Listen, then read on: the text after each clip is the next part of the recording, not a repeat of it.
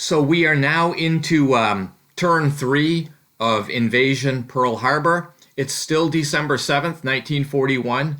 It's the evening portion of that day, and at this point, everyone on the island's aware of the Japanese invasion of Oahu.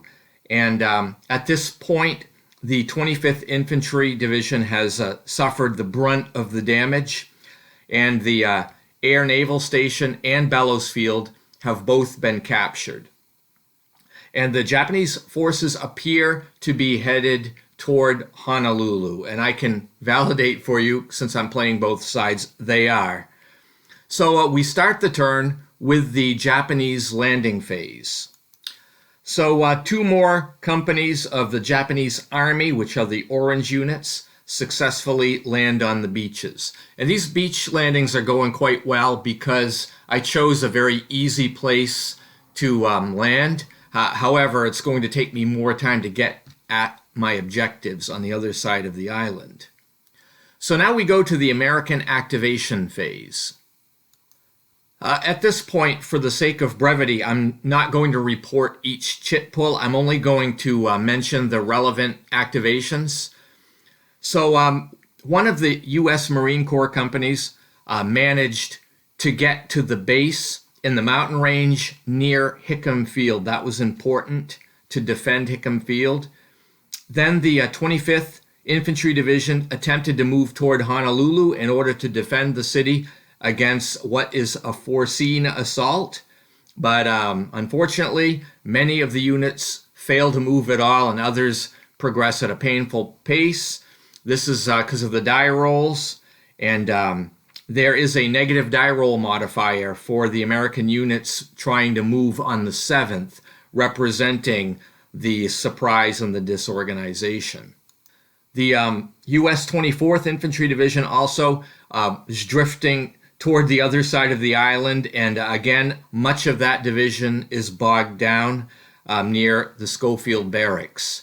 A few units do get near Pearl Harbor, and again, the Japanese player waited to see all of the American chits before they took action, because at this point, it seems like that was the wisest thing to do. During the Japanese movement phase, the Marines were able to surround a large group of the U.S. infantry from the 25th Division in this mountain pass. You can see that in the picture here.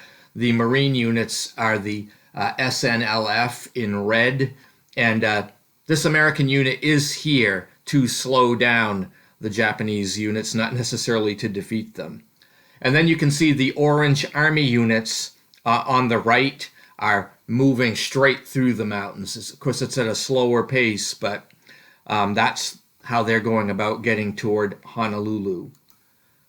Then during the combat phase, the Japanese Marines attack the Americans that are deployed in the Koolau mountain range, and the American infantry has excellent cover because of the terrain, and that is slowing the Japanese advance somewhat.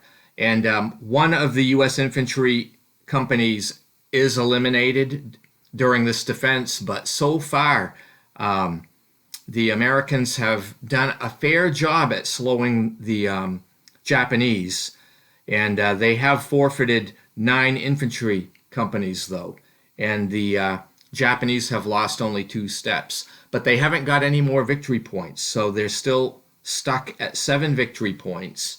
And you can see in this picture, I'm showing you the intentions of the Japanese Marines and Army to go after Honolulu next. They've tipped their hand as to what they're going to do. Anyway, that brings turn 3 to a close. We're going to go into turn 4, which is a night turn, still December 7th of 1941. Stay tuned if you'd like to see what happens.